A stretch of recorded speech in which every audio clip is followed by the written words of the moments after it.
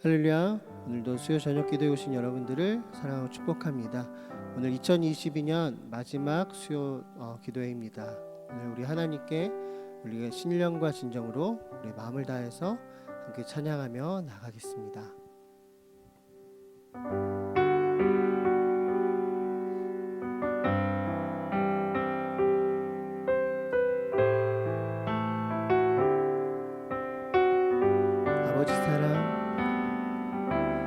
아버지 사랑 내가 노래해,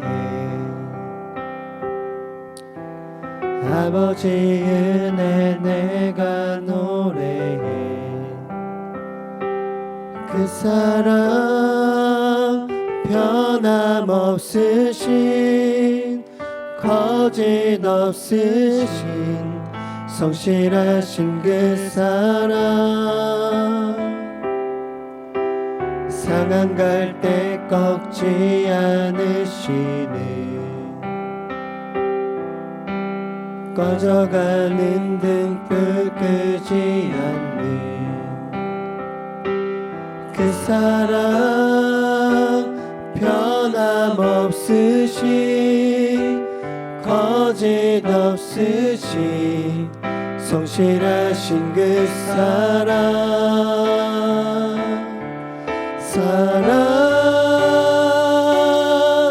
그 사랑, 날 위해 죽으신, 날 위해 다시 사신 예수 그리스도, 다시 오실 그 사랑, 죽음도 생명도 천사도 하늘의 어떤 권세도 끊을 수 없는 영원한 그 사랑 예수. 아버지 사랑, 아버지 사랑 내가 노래해, 아버지 은혜 내가 노래해. 그 사랑 변함없으신 거짓 없으신 성실하신 그 사랑, 상한 갈 때 꺾지 않으시는,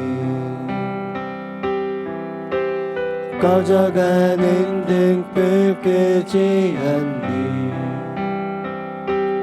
그 사랑, 변함없으신 거짓 없으신 성실하신 그 사랑,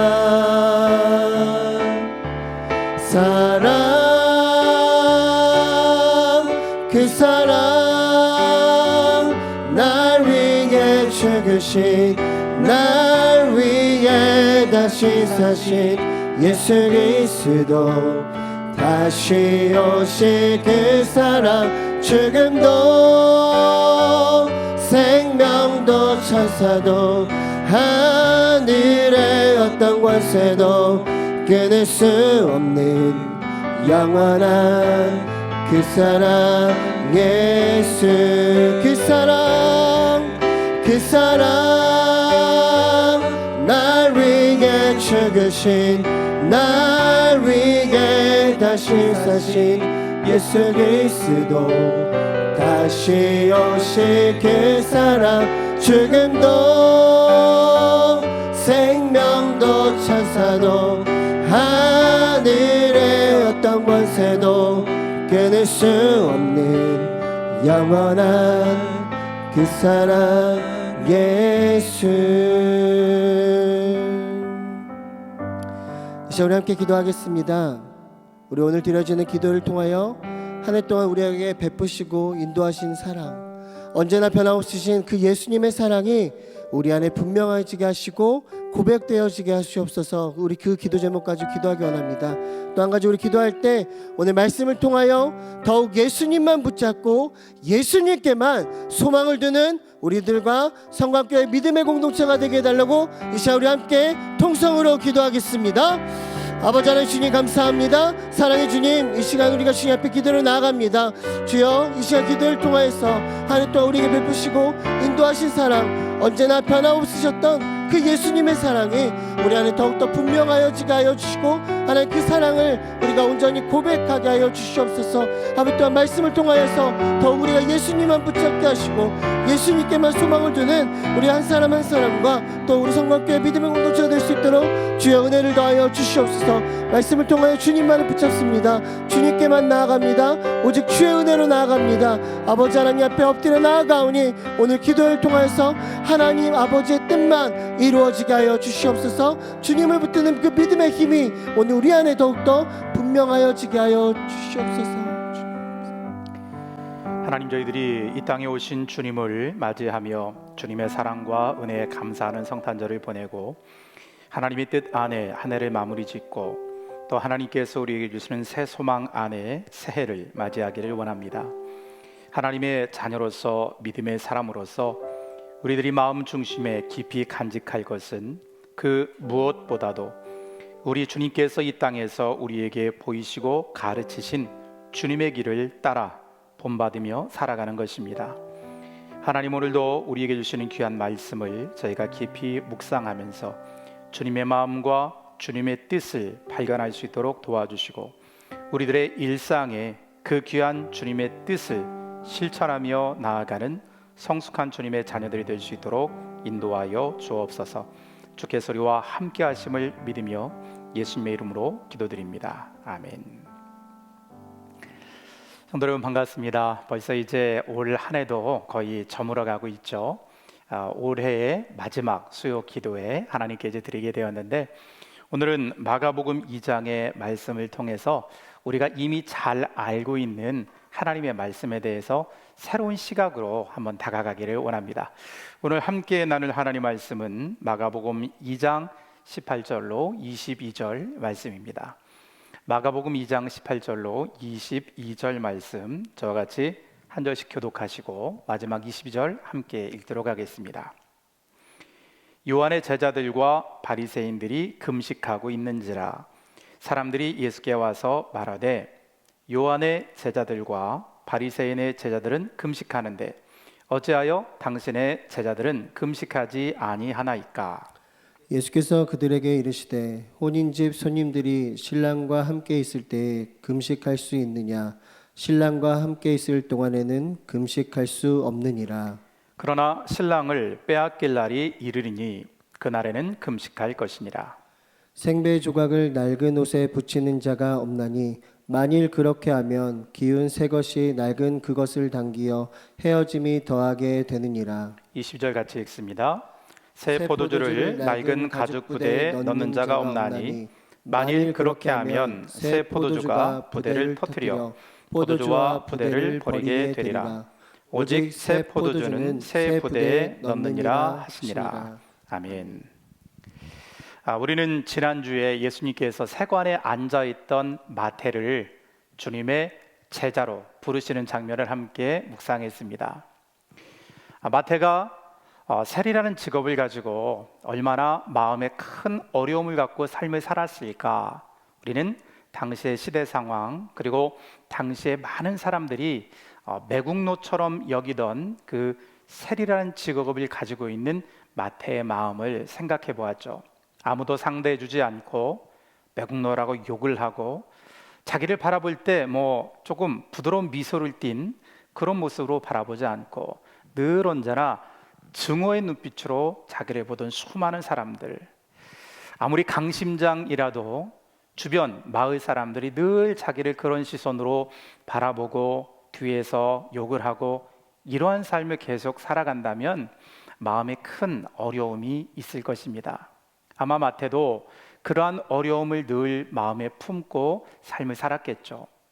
동시에 마태는 양심에 좀 어려운 그런 마음을 가지고 있었던 것 같습니다. 물론 자기가 세리라는 직업을 통해서 물질적인 그런 혜택을 누리고 삶을 살아가지만 내가 하는 행동으로 인해서 주변 마을 사람들이, 동네 사람들이, 그리고 자기의 친척이 또는 알고 지내는 사람들이 어려움을 겪을 수밖에 없는 현실을 바라보면서 그도 양심에 큰 가책이 있었겠죠. 이러한 마음으로 세관에 앉아 있는 마태를 주님이 부르십니다. 나를 따르라. 주님을 통해서 위로받고 인정받고, 그리고 더군다나 주님의 제자로 부름받은 마태는 너무나 기뻤습니다. 그 큰 기쁨을 그는 잔치를 통해서 표현합니다. 자기 친한 어떤 사람들만 부르는 것이 아니라 자기와 같은 세리들, 그리고 일반적으로 이야기를 할 때 죄인이라고 취급받는 많은 사람들을 다 자기 집에 불러 모읍니다. 그리고 아주 크게 잔치를 벌이면서 예수님과 주님의 제자들, 정말 기쁨을 함께 나누고 싶은 많은 사람들과 함께 즐거운 시간을 보내고 있었죠. 그런데 그때 바로 오늘 본문 말씀처럼 누군가 예수님과 예수님의 제자들에 대해서 아주 불편한 심기로 이야기를 합니다. 18절입니다. 요한의 제자들과 바리새인들이 금식하고 있는지라. 사람들이 예수께 와서 말하되 요한의 제자들과 바리새인의 제자들은 금식하는데 어찌하여 당신의 제자들은 금식하지 아니하나이까. 말씀에서 읽은 것처럼 신앙적으로, 그리고 또 사람들에게 어떠한 종교적인 위치에서 사람들의 인정을 받고 있는 이 사람들, 요한의 제자들, 그리고 바리새인의 제자들, 이 사람들은 지금 정해진 금식 기간이라서 금식하고 있는데 왜 예수님의 제자들은 금식하지 않습니까? 누군가와 비교하면서 왜 마땅히 해야 될 일을 지금 하지 않고 있죠? 라고 묻는 거죠. 이 질문 속에는 그저 왜 이렇게 하고 있지 않나요? 하고 이유를 설명해 달라는 것이 아닙니다. 이 질문에 그 뒤에 숨어 있는 사람들의 마음은 예수님의 제자들에 대해서 굉장히 불편하고, 어떻게 저럴 수 있지? 다른 사람들은 지금 다 금식하는데 저 사람들은 왜 금식하지 않고 있지? 예수님한테 도대체 뭘 배운 거야? 이런 느낌을 가지고 있는 거죠. 이에 대해서 예수님은 어떻게 대답하시나요? 19절에서 20절 말씀입니다. 예수께서 그들에게 이르시되 혼인집 손님들이 신랑과 함께 있을 때에 금식할 수 있느냐? 신랑과 함께 있을 동안에는 금식할 수 없느니라. 그러나 신랑을 빼앗길 날이 이르니 그날에는 금식할 것이니라. 아멘.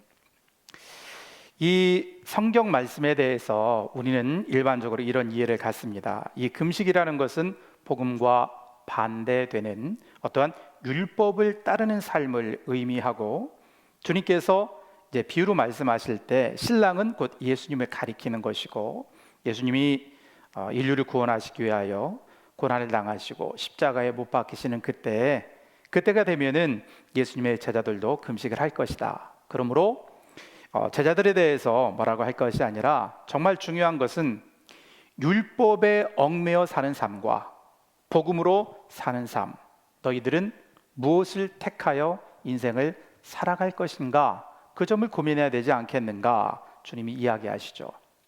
그러면서 바로 뒤이어서 우리가 너무나 잘 알고 있는 두 가지 비유를 주님이 말씀하십니다. 먼저 21절입니다.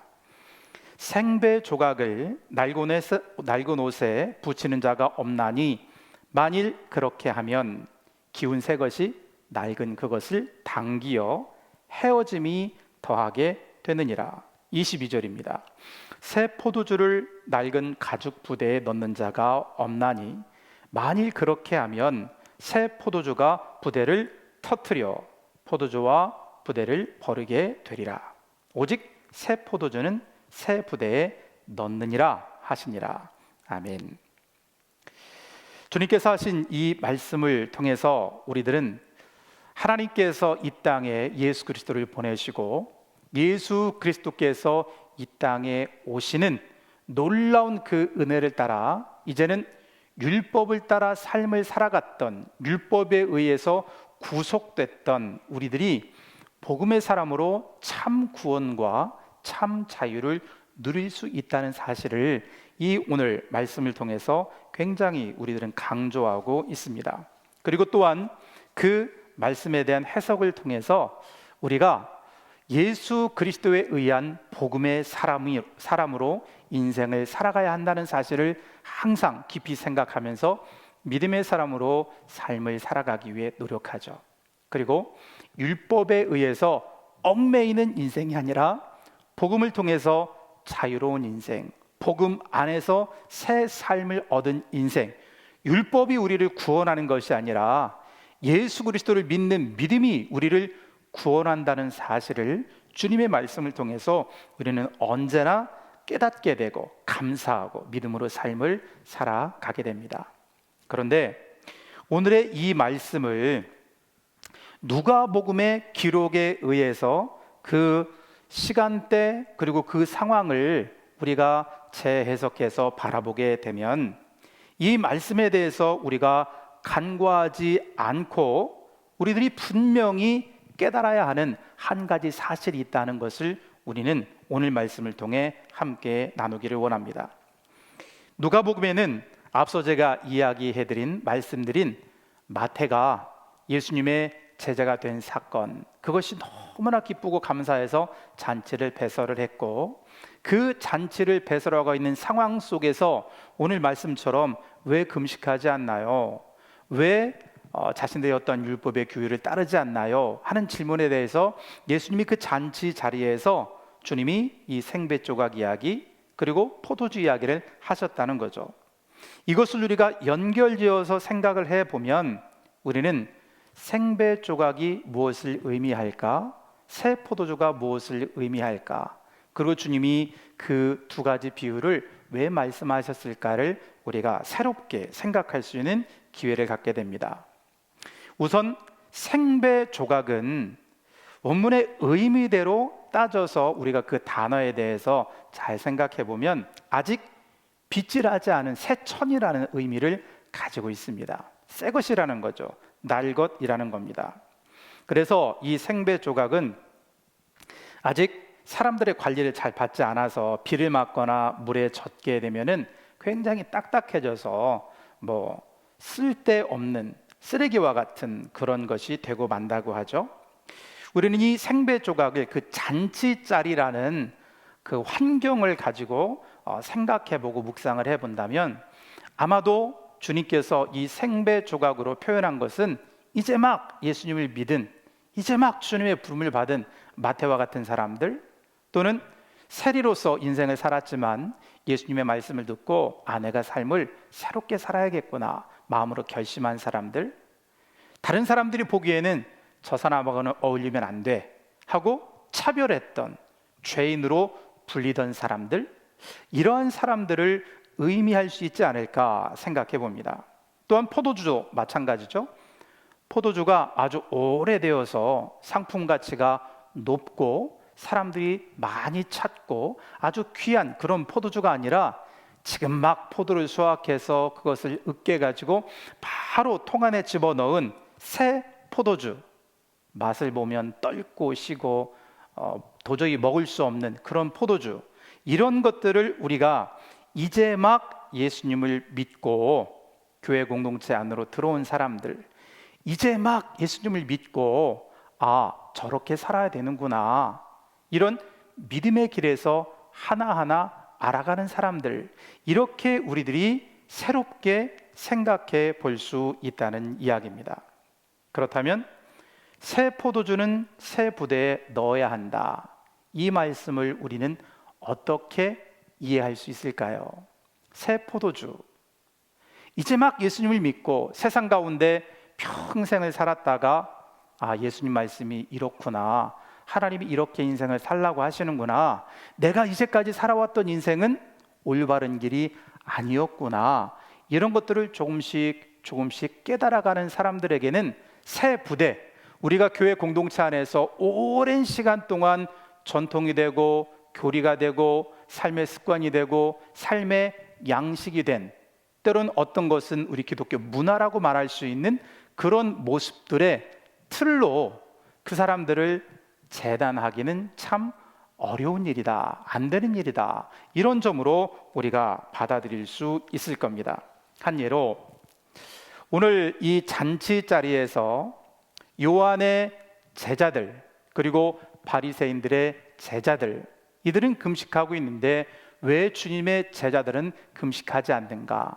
이 얘기를 꺼낸 사람들이 어디에는 어떤 사람들, 어느 성경에는 요한의 제자들, 그렇게 기록이 되어 있습니다. 요한의 제자들은 왜 이 이야기를 꺼냈을까요? 그들은 굉장히 금욕적인 삶을 살았던 사람입니다. 요한은 어디에서 삶을 살았죠? 광야에서 삶을 살았다고 이야기합니다. 그는 약대 털옷을 입고 메뚜기와 석청을 먹으면서 세상과는 조금 멀리 자기 자신을 떨어뜨리고 세상의 문화 가운데서 스스로를 멀리 떨어뜨려서 금욕적인 삶을 통해서 하나님을 더욱더 깊이 따르고자 원했던 그런 신앙의 어떤 스타일을 가지고 있었던 그런 사람이고, 또 그의 제자들도 그런 삶을 살았을 것입니다. 그런데 그들이 갖고 있는 신앙의 기준과 삶의 기준을 가지고 방금 전까지 세리였고, 방금 전까지 죄인들이었고, 방금 전까지 세상에 취해서 인생을 살던 사람들에게 금식하라 이야기하기는 참 어려운 일이죠. 물론 그 이야기를 예수님의 제자들에게 딱 상대를 지정하고 이야기를 했지만, 그 자리에 함께했던 예수님이나 그 자리에 함께했던 잔치자리에 함께 있었던 사람들에게도 그 이야기는 아마 똑같이 적용하라고 아마 이야기를 했을 것입니다. 이런 것들을 우리가 생각해 볼 때 예수님의 마음은 무엇일까를 우리는 잘 이해해야 되지 않을까 싶습니다. 어떤 일이든지 오랜 시간이 되면 그것이 정형화되고, 때로는 그것이 삶의 일부분이 되고 문화가 됩니다. 그 속에서 사는 사람들은 그렇게 삶을 살아가는 것이, 그런 방향으로 생각하는 것이 전혀 어려운 일이 아닙니다. 왜냐하면 그것이 삶의 일부이기 때문입니다. 주일날이 되면 예배 드리는 일, 그리고 요즘과 같이 어떤 성탄절이나 또는 해가 바뀌는 때 하나님께 예배를 드리고 새해를 맞이하는 일, 그리고 한 해를 하나님께 맡기면서 새벽을 깨워 기도하는 일, 우리에게는 크게 어려움으로 다가오지 않습니다. 그러나 만약 지금 이번 주에 새롭게 전도되어서 예수님을 믿기로 한 사람이 새해 한 주는 하나님께 우리의 삶을 드리는 일이므로 새벽을 깨워 날마다 기도해야 됩니다, 여기에 꼭 참석해야 됩니다, 이거 참석하지 않으면 교인으로 인정받을 수 없습니다, 그런 이야기를 듣게 된다면 마음이 어떨까요? 아마 큰 부담감을 느끼겠죠. 그와 마찬가지로 이제 막 예수님의 부름을 받고 너희들을 내가 용서할 거야, 그러나 옛날처럼 그런 식으로 인생 살면 안 된다, 내가 너희에게 전하는 하나님 나라의 복음을 따라 인생을 살아야 한다, 이렇게 그들이 익숙한 문화, 잔치자리에서 예수님이 그들을 가르치시고 교훈하시고 하는 자리에서 요한의 제자들은 그런 모습이 참 못마땅했을 겁니다. 자신들의 생활 기준과 자신들의 생각과 자신들의 판단 기준에서 너무 먼 모습을 예수님과 제자들이 보이고 있었기 때문입니다. 우리는 이러한 상황과 모습을 생각해 보면서 새 포도주는 당연히 새 부대에 담아야 한다는 예수님의 말씀을, 이 예수님을 처음으로 믿고 믿음으로 살려는 사람들에게 적용해 볼 수 있어야겠습니다. 우리가 오랫동안 평생을 통해서 삶을 실현해 왔던 어떤 신앙의 가치와 기준을 따라 그들을 재단하기에 앞서 그들을 먼저 이해하고 그 사람들이 한순간에 아주 훌륭한 성숙한 믿음의 삶으로 변하는 것이 아니라 아주 오랜 시간 동안, 물론 예외적인 분들도 있겠죠, 하지만 상당수 많은 사람들이 어느 정도 시간의 간격을 두고 조금씩 주님을 닮아가게 된다는 사실을 이해하고 사람들을 대면하는 것이 굉장히 중요하다는 사실을 우리는 생각해 보아야 할 겁니다. 하지만 우리 교회에서는 어떤 일이 자주 벌어지나요? 우리와 비슷하지 않으면, 우리처럼 신앙생활하지 않으면, 나 정도는 신앙생활하지 않으면 사람들에 대해서 판단하는 일들이 굉장히 많죠.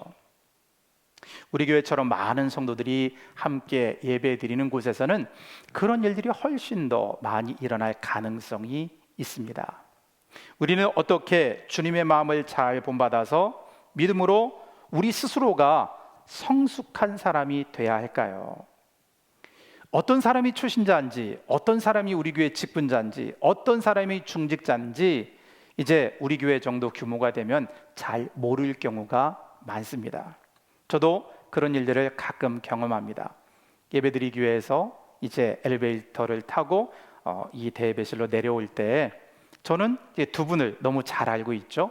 한 분은 열심히 중보기도 팀에서 사역하는 분이고, 또 한 분은 소그룹에서 열심히 사역하는 분인데, 두 분이 인사를 나누실 때 제가 말씀 많이 들었습니다 권사님, 이렇게 인사를 한다든지, 안녕하세요, 제가 누구신지 잘 모르겠는데 목사님 소개 좀 해주시겠어? 이런 식으로 인사를 하신다든지 그런 경우가 종종 있습니다.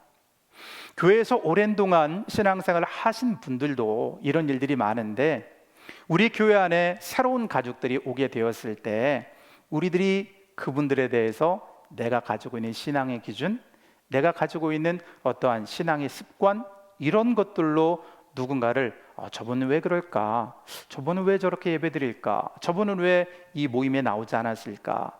이런 식으로 마음에 불편한 마음을 갖는다면 그것은 우리 스스로를 아주 낮은 믿음의 자리로 끌고 내려가는 태도라는 것을 오늘 우리가 함께 생각해 보았으면 좋겠습니다. 그래서 로마서 14장 1절로 3절은 이렇게 이야기합니다. 좀 더 이해를 돕기 위해서 표준 세번역으로 읽도록 하겠습니다. 여러분은 믿음이 약한 이를 받아들이고 그의 생각을 시비거리로 삼지 마십시오. 어떤 사람은 모든 것을 다 먹을 수 있다고 생각하지만 믿음이 약한 사람은 채소만 먹습니다. 먹는 사람은 먹지 않는 사람을 업신여기지 말고 먹지 않는 사람은 먹는 사람을 비판하지 마십시오. 하나님께서는 그 사람도 받아들이셨습니다. 사랑하는 귀한 성도 여러분, 우리들은 이 말씀에 대해서 우리 스스로를 잘 돌아보았으면 좋겠습니다. 우리 눈에 저분은 왜 저럴까? 저분은 왜 오늘 기도 모임에 나오지 않았을까? 염려가 돼서 사랑하는 마음으로 안부를 묻고 위에서 기도해 주는 것이 아니라 저분은 왜 그럴까 생각하면서 누군가에 대해서 저 사람의 믿음은 좋지 않아, 이런 식으로 내 마음의 결론을 내지 않도록 주의하셨으면 좋겠습니다.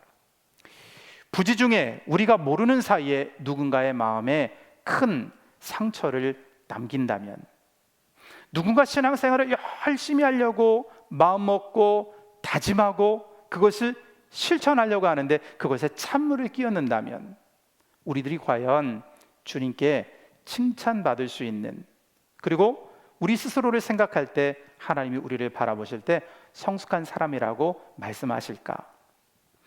주님께서 함께 동석해서 제자들과 함께 큰 기쁨을 가지고 잔치를 벌이고 음식을 나누고 예수 그리스도께 인정받고 주님이 내 이름을 불러주시고 이제 너희들의 죄를 다 용서해 줄 거야, 앞으로는 믿음으로 잘 살아야 돼 하는 정말 은혜로운 자리에서 먹고 마시고 즐기고 기쁨이 가득한 그 자리에 나타나서, 아니 지금 금식하는 기간인데 지금 뭐 하는 거예요? 라고 시비를 걸면 그 상황 안에서 주님이 그 사람들에 맞게 말씀을 가르치시고 교훈하는 일들이 어떻게 되겠습니까? 우리도 그러한 상황들을 어렵게 만들어가는 사람들이 아니라 누군가를 눈높이에 맞춰서 잘 바라보고 이해하면서 믿음이 연약한 사람들을 잘 함께 인도할 수 있는 그런 하나님의 사람이 되어야 할 줄 믿습니다. 제가 이제 책을 읽다가 어떤 전도사님이 겪은 일을 함께 나누고자 원합니다. 신학교를 졸업하고 처음 부임한 교회인데 이제 얼굴만 몇 번 보던 청년이 예배를 드리러 왔는데 모자를 푹 눌러 쓰고 예배를 드리더랍니다. 이제 저처럼 이제 오랫동안 신앙생활하고 모태 신앙인으로 신앙생활을 한 사람은 모자 쓴 사람을 딱 보면은 가장 먼저 드는 사람이 생각이 예배 시간인데 왜 모자를 쓰고 있지? 저러면 안 되는데, 예의에 어긋나는데, 에티켓이 아닌데, 그런 생각을 가장 먼저 하게 되죠. 우리 성도님들은 어떠신가요? 아마 저와 같이 오랜 시간 신앙생활을 하신 분들은 예배 시간에 모자를 눌러 쓰고 예배드리는 청년을 보면 믿음을 잘못 배웠네, 어느 집사님 어느 권사님 아이야 하면서 가장 먼저 그런 생각이 들 겁니다. 그런데 이 전도사님도 그런 생각을 마음에 품고 있었는데, 문제는 이 청년이 이제 예배를 마치고 집으로 돌아갈 때 생겼습니다. 그것을 그 모자를 쓰고 예배 드리는 모습을 굉장히 불쾌하게 생각하셨던 어떤 나이 지긋하신 성도님이 그 청년을 불러 세워서, 아니 예배 드리는데 모자를 쓰고 예배 드리는 사람이 어딨냐고, 그래서 되겠냐고 조금 큰 소리로 야단을 하신 거죠. 어디 다른 공간으로 불러서 조용히 타이르는 것도 아니고, 예배 마치고 여러 사람이 집으로 돌아가는, 많은 사람들이 지켜보는 곳에서 청년이 조금 마음에 난감한 그런 상황을 맞이하게 됐습니다. 어떤 이유가 있었든지 사람들 앞에서 그렇게 좋지 않은 이야기를 듣는 것은 마음에 큰 상처를 남기죠. 그런데 이 청년은 훨씬 더 큰 마음의 상처를 가질 수밖에 없었다고 합니다. 그 다음 주 이 청년이 교회에 나와서 또다시 예배를 드렸는가? 그렇지 않았다고 합니다. 한 주가 지나도 두 주가 지나도 그 청년이 보이질 않아서 친구에게 물어봤다고 합니다. 누가 안 보이는데 어떻게 소식 좀 알고 있느냐? 그랬더니 몇 주 전에 있었던 일 때문에 이제 우리 교회 안 나온답니다. 아니 왜 우리 교회 안 오지? 물어봤더니 그 모자를 쓰고 예배 드리던 날 이 청년이 평소에 이제 아주 성실하게 열심히 신앙생활하던 친구가 아니었는데, 교회에서 신앙생활 같이 하는 친구가 그래도 우리가 열심히 신앙생활 해야 되지 않겠느냐, 하나님이 우리를 많이 사랑하시고 또 특별한 절기에 하나님께 나와서 예배 드리는 게 마땅하지 않겠느냐, 여러 차례 권유하고 설득해서 교회를 나오기로 약속을 했답니다. 그런데 평상시에 잘 교회를 나오지 않다 보니 예배 시간을 정확하게 잘 숙지하지 못하고 그날 좀 늦잠을 자서 늦게 일어났다고 합니다.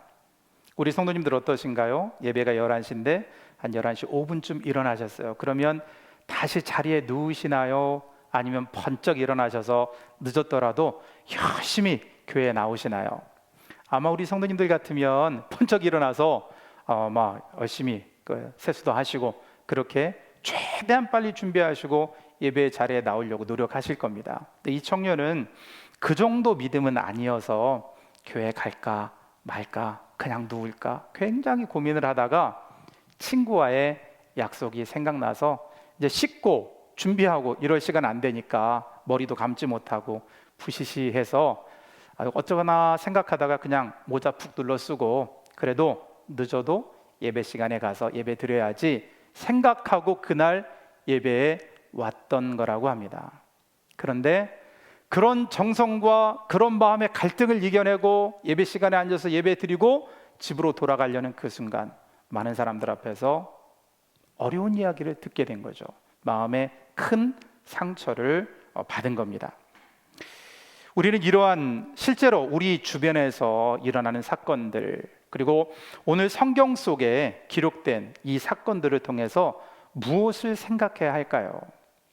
누군가를 바라볼 때 내 기준과 내 상식과 내 지식의 범위와 내 신앙의 수준에 따라서 비판하고 판단하고 야단하고 이런 것들은 철저하게 절제하고 자제해야 된다는 겁니다.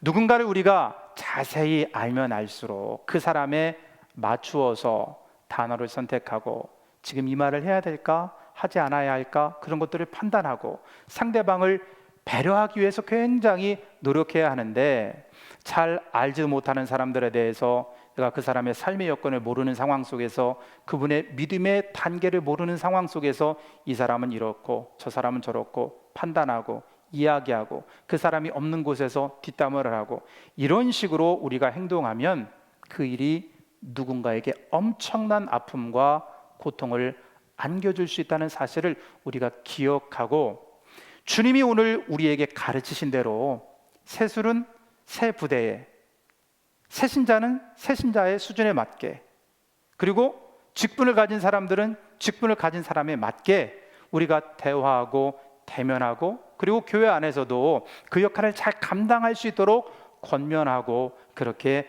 해야 되는 것이 마땅하다는 겁니다. 사랑하는 귀한 성도 여러분, 우리 성도님들은 어떠신가요? 우리 성도님들은 일상을 살아가시면서 누군가를 대면하시면서, 그리고 교회 공동체 안에서 주님과 같이 사람들의 수준에 맞게, 사람들의 삶에 맞게, 그 사람의 인생의 어떠한 정황에 맞게 그렇게 이야기하고 사람들을 대면하면서 그 사람을 존중하면서 배려하면서 인생을 살아가는 것이 우리 성도님들의 삶인가를 가만히 들여다 보셨으면 좋겠습니다. 사랑하는 귀한 성도 여러분, 성탄의 의미가 무엇인가요? 세수를 새 부대에 넣는 것처럼 죄악 가운데 빠져서 허우적대는 영혼들을 구원하시기 위해서 예수님이 당신의 수준을 뚝 떨어뜨리셔서 이 땅에 주님이 오신 사건이 바로 성탄의 의미가 아닐까요?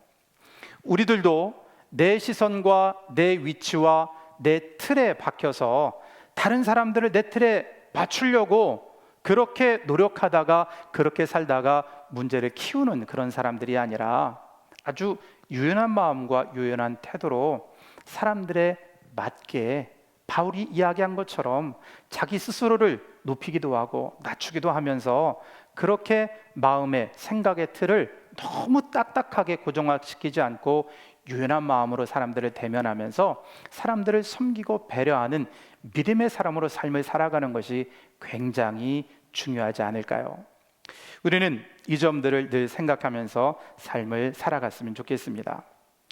세리와 죄인들을 데리고 예수님이 그들을 용서하신 이후에 바로 율법을 강의하면서 너네들 이렇게 살아야 돼 하고 강력하게 그들을 책망하시고 끌고 가신 것이 아니라 그들의 문화, 잔치자리에서 사람들과 함께 음식을 드시면서 기뻐하시면서 그들에게 아주 부드럽게 말씀을 전하셨던 주님을 우리가 생각하면서 우리가 오늘 만나는 사람은 어떤 사람인가, 우리가 오늘 대면하는 사람은 어떤 사람인가를 깊이 생각하면서 우리 스스로에게 조금 더 유연성을 가지고 사람을 대면하고, 그리고 교회 공동체 안에서 사람들과 함께 관계를 맺고 친밀감을 쌓아가고 서로 함께 주의 일을 위하여 헌신하는 우리들이 될 때 하나님께서 굉장히 기뻐하시는 아름다운 일들을 우리가 행할 수 있지 않을까 생각이 됩니다.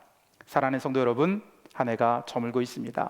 올 한 해 동안 나는 아주 꽉 짜여진 딱딱한 나무 틀처럼 사람들을 내 틀 안에 끼워 넣었던 사람인가, 아니면 아주 부드러운 줄처럼 내가 누군가에게 그 사람의 수준에 맞게, 그 사람의 삶에 맞게 맞춰주면서 그들과 대화하고 함께 그리스도인으로서 성숙하기 위하여 삶을 살았던 사람인가를 한번 돌아보셨으면 좋겠습니다. 특별히 나이가 40 이후가 되면 잘 변하지 않는다고 합니다. 생각도 변하지 않고 삶의 습관도 변하지 않고 일상의 습관도 변하지 않고 잘 변하지 않는 우리들이 예수님의 뜻을 따라서 유연하게 사람들에 대한 태도가 더 부드러워지고 더 자유로워지고 더욱더 누군가를 소중한 사람으로 대하고 사랑하고 배려하면서 그렇게 삶을 살아갈 수 있는 사람으로 우리 자신을 조금씩 바꾸어 나갈 수 있는 기회를 우리가 삼았으면 좋겠습니다. 주께서 자신을 유연하게 낮추셔서 이 땅에 오신 것처럼 우리들도 누군가에게 그 사람에 맞는 사람이 되어서 주님의 귀한 뜻을 증언하고 복음의 사람으로 삶을 살아갈 수 있는 하나님의 사람이 다 될 수 있기를 주님의 이름으로 부탁을 드립니다. 오늘 이러한 마음과 뜻을 가지고 함께 찬양하고 기도하기 원합니다. 형제의 모습 속에 보이는 이 찬양 1절과 2절 함께 나누고 오늘 말씀을 기억하며 함께 기도하겠습니다.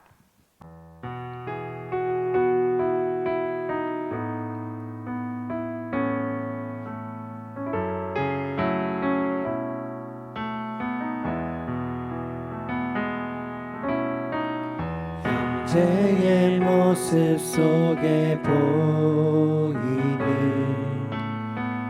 하나님 영상 아름다워라.